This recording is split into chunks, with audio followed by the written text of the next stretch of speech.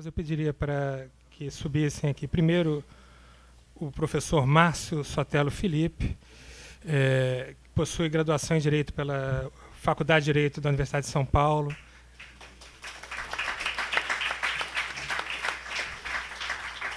É mestre em Filosofia e Teoria Geral do Direito pela mesma faculdade.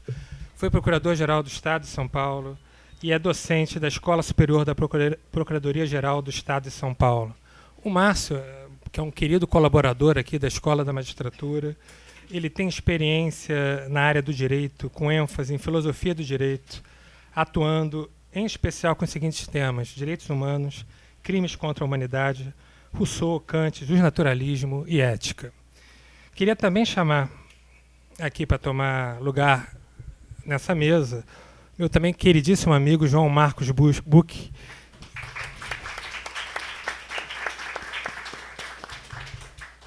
João é juiz de direito no estado de Santa Catarina, onde faz um trabalho belíssimo na execução penal. É uma referência para todos nós que lutamos pela redução dos danos provocados pelo sistema de justiça criminal.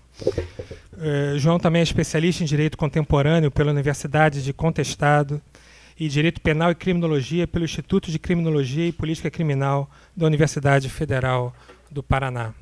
Ainda vai fazer parte dessa mesa o professor Pedro Serrano. É mestre também, né? Esqueci. É que puxaram aqui um currículo resumido. Também o João é um daqueles caras assim que são fundamentais para nadar contra a corrente, né? A gente pega a situação dos presídios brasileiros, que talvez seja o exemplo mais descarado de que a legalidade do Estado muitas vezes é superior à legalidade do indivíduo. E vem lá o João dizendo, olha, tem esperança, a gente tem como fazer uma resistência de dentro do sistema. O João é um daqueles intelectuais orgânicos de transformação de que falava Gramsci. Vou passar a palavra, então, ao meu irmão Márcio Sotelo Felipe, que vai aqui nos brindar com a sua fala. Boa noite a todos.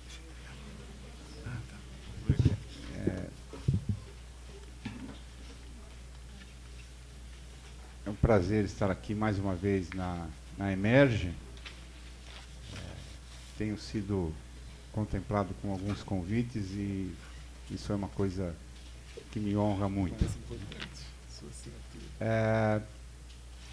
Nosso evento de hoje é para apresentar a vocês uma coleção, uma coletânea de obras jurídicas, né? E, aproveitando o ensejo, fazer uma conversa, um bate-papo, para que a gente possa se enriquecer mutuamente. O título que eu escolhi, que eu escrevi para essa coletânea, que está dentro da minha área de pesquisa, dentro da minha área de atuação, é Moral e Direito. Então eu vou tentar fazer brevemente aqui, porque somos 4 a falar, né? Uma síntese, um apanhado do que mais ou menos eu pesquisei e coloquei no título que está sendo lançado agora. Então, uma Moral e Direito é uma obra de filosofia do direito, e a filosofia do direito, ao contrário de outras disciplinas e de outras áreas do conhecimento, é um grande problema.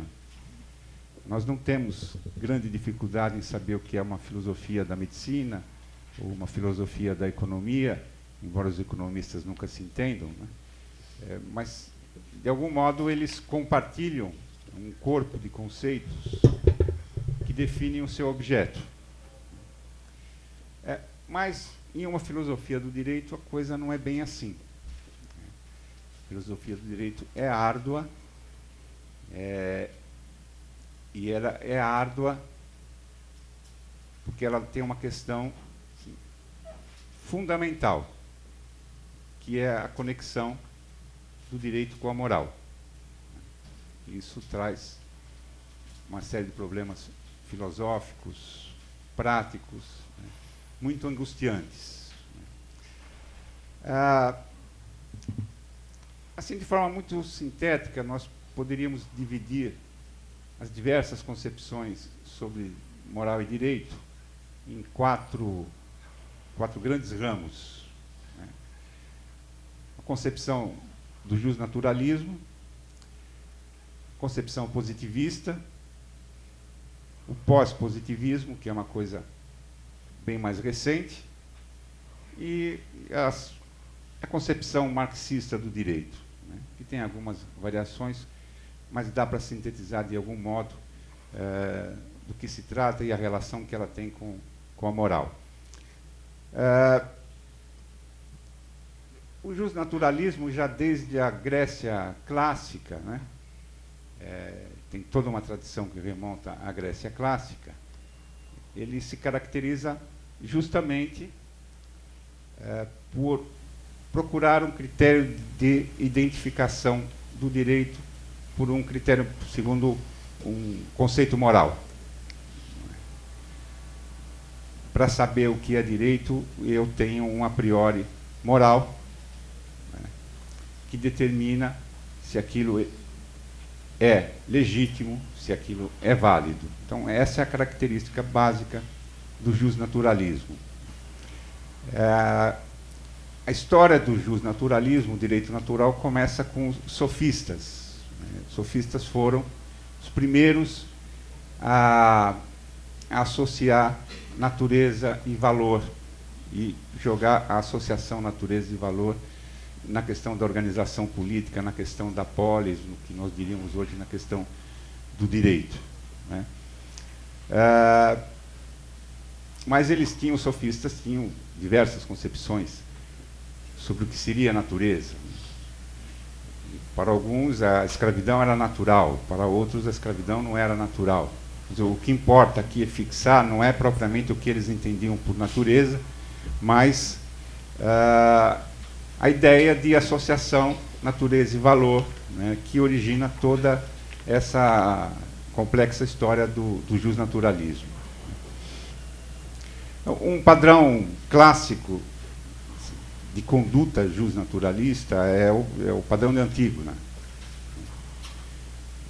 Vocês devem lembrar, basicamente, a história de Antígona. Ela tinha 2 irmãos, um foi enterrado com as honras fúnebres necessárias, e o outro, por determinação do tirano Creonte, não receberia as honras fúnebres, o que significava que ele deveria não atravessar o rio da morte, que lhe levaria para o lugar adequado para o morto, né? Ele teria que ficar à margem 100 anos. E Antígona reivindica um direito divino, o direito dos deuses, e não reconhece a ordem do tirano. Então, isto é um padrão no justnaturalista, porque ela toma uma determinação política e a recusa de acordo com o critério, segundo um critério moral. Isso é típico, clássico conceito de justnaturalismo, conduta justnaturalista. Os estoicos têm um papel importantíssimo, ainda na antiguidade, na questão do justnaturalismo, porque eles foram os primeiros a trabalhar com a noção de dignidade humana, que depois vai receber um tratamento muito interessante, modernamente, 200, 300 anos atrás, por Kant. Os estoicos pensavam no universo como um todo harmônico, né? Pensavam na fraternidade universal e pensavam na dignidade humana. A rigor, eles deixaram originalmente este conceito de dignidade humana nós devemos historicamente aos estoicos, o que era também um critério de identificação moral do direito.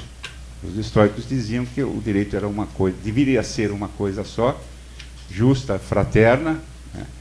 Seja em Roma, seja na Grécia, em qualquer lugar do mundo, a lei era uma só. Qual lei? A lei válida segundo o princípio da harmonia universal, da harmonia cósmica.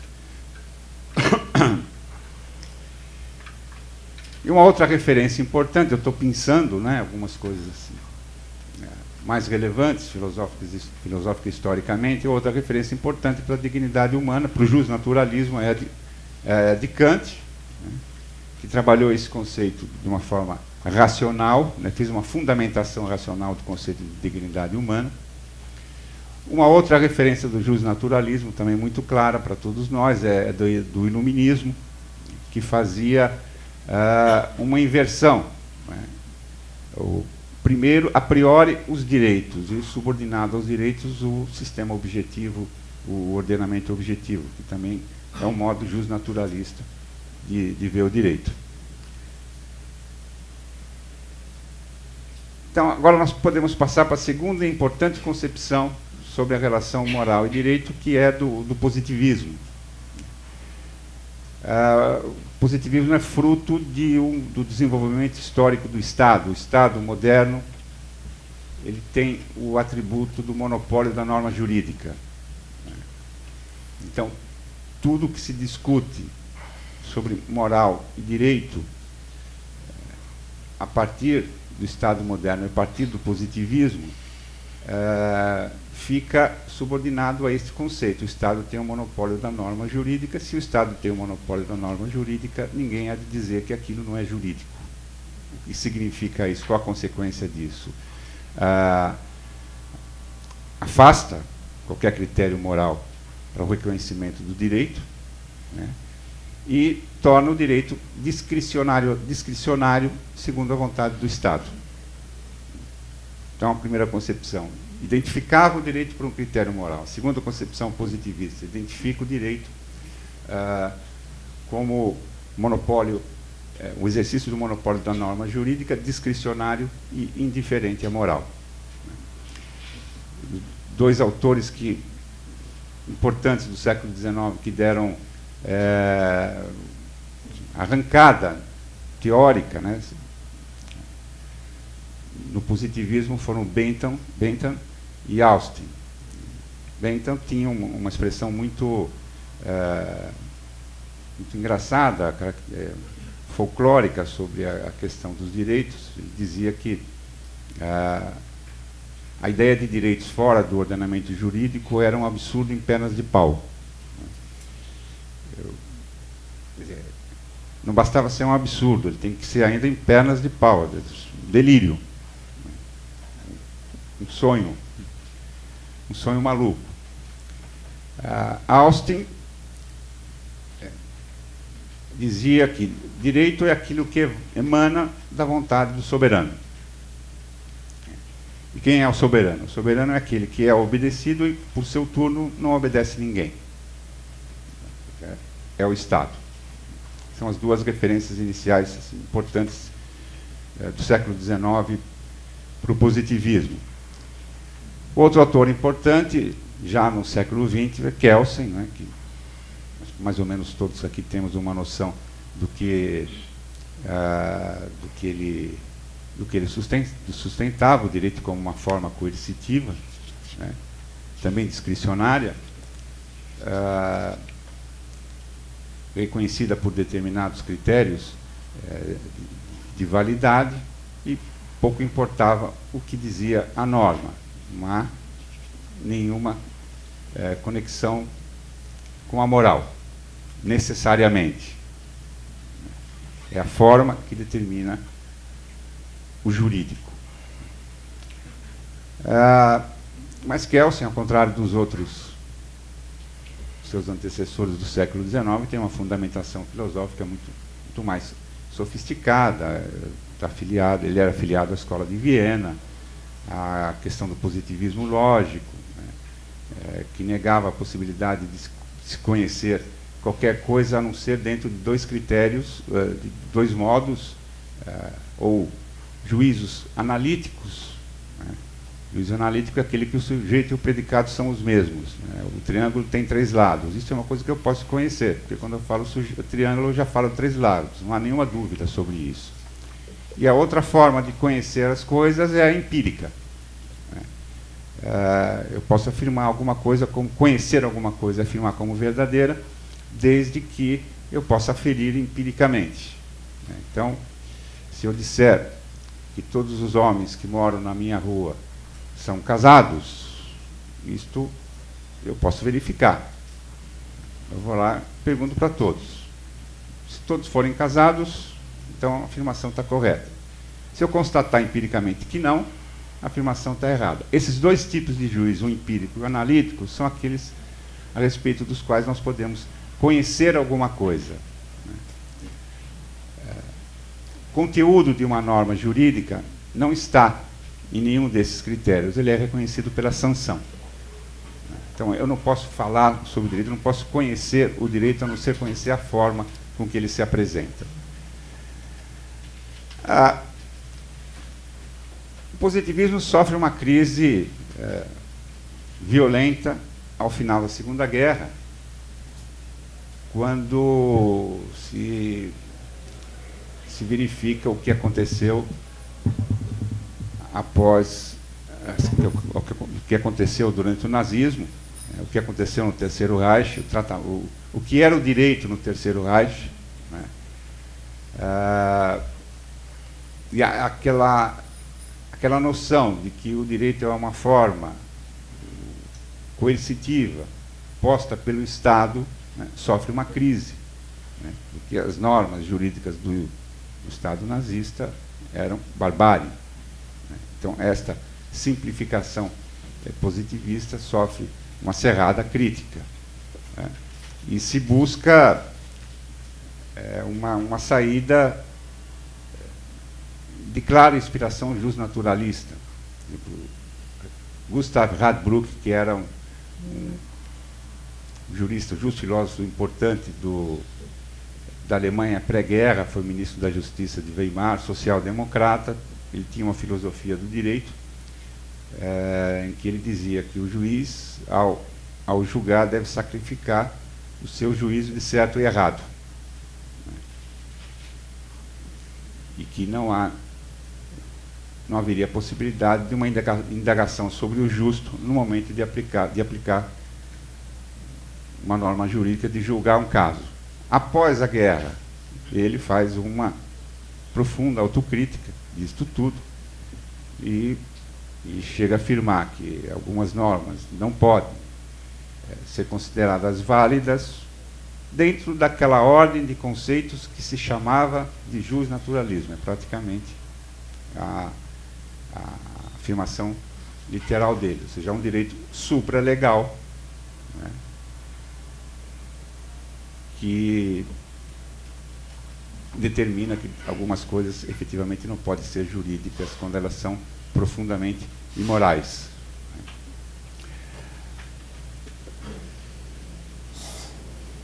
Então, a primeira concepção justnaturalista, falei alguma coisa, a segunda concepção positivista, falei alguma coisa, agora vem uma terceira concepção sobre a relação moral e direito, que é o que mais ou menos se chama hoje de pós-positivismo. São autores que procuram estabelecer, ao contrário do positivismo, uma conexão necessária entre moral e direito. O mais importante, e a rigor, que praticamente inicia isto, foi Dworkin. A ideia dele, e outro, Alex, alemão, é que há sempre uma fundamento, de algum modo, né, eu vou tentar sintetizar isso muito rapidamente, porque tem uma certa complexidade, mas a ideia é que, de algum modo, há sempre uma conexão necessária entre moral e direito, e isto aparece nas decisões jurídicas. Há sempre tem que haver um esforço de fundamentação moral. Né? E é essa fundamentação moral que dá a qualidade jurídica de uma decisão judicial, por exemplo. Se ela é pobre juridicamente, ela perde qualidade jurídica. Né? E se ela é bárbara, ela não tem qualidade jurídica. Né?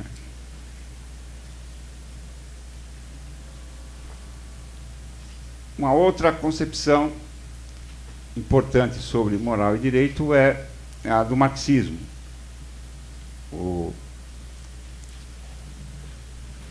Na concepção marxista, o direito é um fato da estrutura social. Ele exerce hoje um papel, ele exerce uma função determinada na estrutura de dominação de classe. Só que a situação do trabalhador dentro de uma relação capitalista, ao contrário do que acontecia em um regime escravo, ao contrário do que acontecia no regime feudal, ela é uma relação de autonomia, de sujeito de direito e de contrato, né, mas uma igualdade formal. Não há a característica da submissão do produtor direto, do trabalhador. E a função do direito seria assim, estruturar esta relação de modo que o proprietário dos meios de produção possa extrair a riqueza do trabalho produzida pelo trabalhador direto, mas de uma forma diferente. Com contrato, sujeito de direito, autonomia da vontade. Mas, a rigor e no fundo, sempre uma estrutura de dominação de classe, né, apenas de forma diferente. Que o direito aparece de forma diferente, ele tem um papel, né, estrutural, né, de manutenção deste modo de produção. Né. Então, a relação entre direito e moral aí é que essa é uma estrutura por si só injusta. Né. Não tem muito o que dizer sobre moral, porque ela é uma estrutura de dominação. Não tenho muito o que dizer sobre justiça, ou não tem nada o que dizer sobre justiça, porque ela é uma estrutura iníqua, desigual, injusta.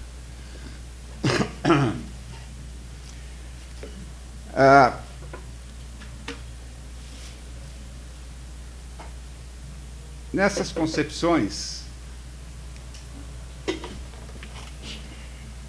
ou melhor dizendo, eu vou tratar de vou tentar defender aqui, de algum modo, Quanto tempo eu tenho, Rubens?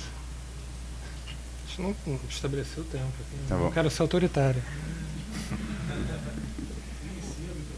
Hã? Eu vou tentar Tem umas placas aqui. discutir.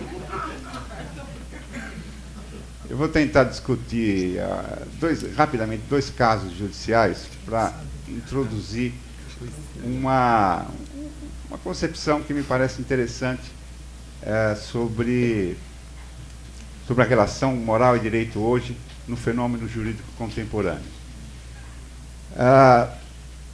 Para começar, eu compartilho da concepção marxista. Né? Eu entendo que o direito tem efetivamente uma função estrutural, é um fato da estrutura social. Mas eu também compartilho de uma concepção. Eu vejo em alguns momentos da nossa prática jurídica, da prática jurídica de vários países democráticos, decisões de cunho eminentemente moral. Isto é uma contradição, porque ao mesmo tempo em que eu vejo o direito como um fato de uma estrutura social iníqua, injusta, eu também reconheço, em alguns momentos, decisões morais insofismáveis, decisões das quais eu não posso discordar. Então, como se concilia isto? Como é possível que eu tenha aparentemente, um objeto só, dois conceitos diferentes, um em que não há lugar para uma postulação moral e outro em que há, evidentemente, uma postulação moral que a gente reconhece e que é justa. Se nós tomarmos, por exemplo, o julgamento das cotas, pelo Supremo. No julgamento das cotas, embora esse Supremo não seja exatamente o Supremo dos nossos sonhos, aliás, muito longe disto, Mas se nós tomarmos o acordo do julgamento das cotas, nós vamos ver argumentos da seguinte natureza. Por que as cotas eram constitucionais? Elas superavam distorções sociais historicamente consolidadas. Reparação dos danos pretéritos em relação aos negros, porque é o objetivo fundamental da República a construção de uma sociedade livre, justa e solidária. Corrigir desigualdade concreta. Responsabilidade social e estatal para que se cumpra o princípio da igualdade. Condenação de política de rejeição de uma parcela expressiva do povo. Déficit educacional e cultural dos negros. Sociedade solidária. Necessidade de ir além da mera proclamação formal dos direitos básicos. Políticas afirmativas do direito de todos os seres humanos a tratamento igualitário. Isso tudo está no acórdão.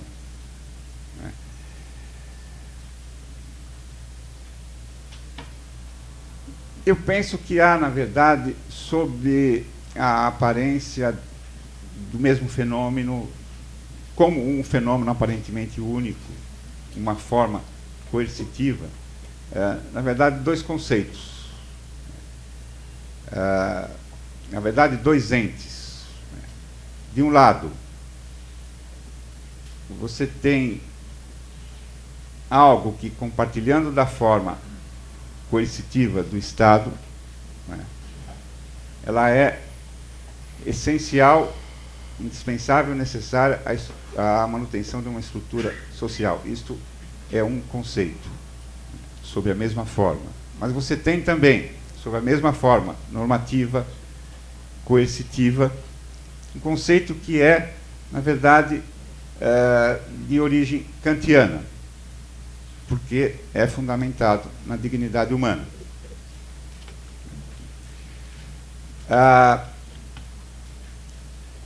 O princípio da as cotas, a igualdade real, o trazer uma parcela expressiva da população que estava historicamente marginalizada para dar alguma condição de vida é um corolário do princípio da dignidade humana.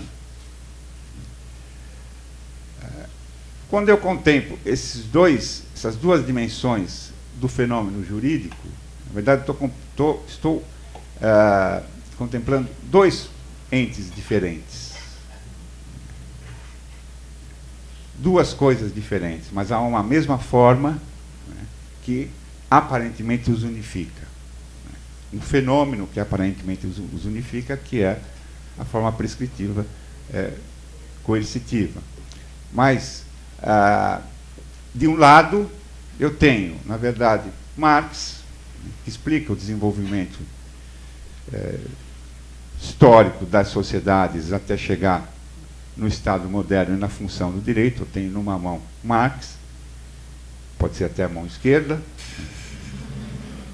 e eu tenho, na verdade, para compreender esse fenômeno multifacetado, na outra mão, Kant. E quando a gente identifica que este fenômeno coercitivo é Marx ou é Kant?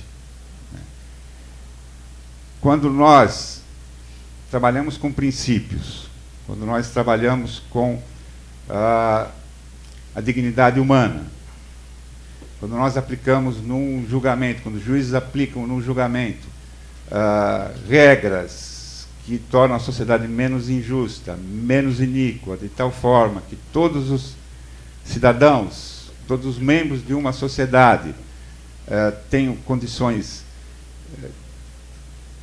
de vida dignas, cultural, material, espiritualmente, tenham a condição humana, aproximam de uma condição humana plena. Eu tenho, na verdade, uma concepção kantiana, não é? Eu tenho, na verdade, um objeto que se identifica como kantiano. E quando eu vejo a estrutura social capital, o papel do direito na estrutura capitalista, eu identifico isto com os instrumentos que o Marx me dá. Então, se eu estou trabalhando com princípios, e nós trabalhamos hoje com princípios, trabalhamos bastante com princípios, nós estamos, por meio de princípios, assegurando direitos, por meio de direitos, apontando para a dignidade humana, né? Apontando para uma ideia de justiça, de emancipação humana, e é com princípios que a gente trabalha nesta vertente kantiana, né? Existe no título da coletânea uma fundamentação mais extensa que eu desenvolvo para fundamentar isto, mas não só não vou dizer, porque senão o Rubens vai me matar, como também vocês podem comprar o livro, que é baratinho, e aí vocês vão ver. Muito obrigado.